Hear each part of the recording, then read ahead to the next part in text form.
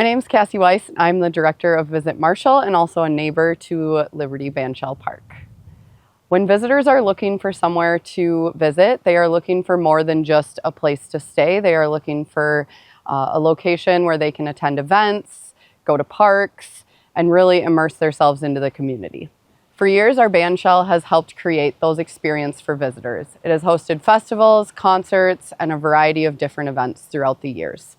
Today, we have an opportunity to build on that legacy and create a new Bandshell design that will be much safer, more accessible, and have the ability to host a multitude of events. I believe the Bandshell will have a significant impact on the quality of life for residents, but also find a way to attract visitors. This project closely aligns with our tagline for Visit Marshall, which is cultivating the best experiences.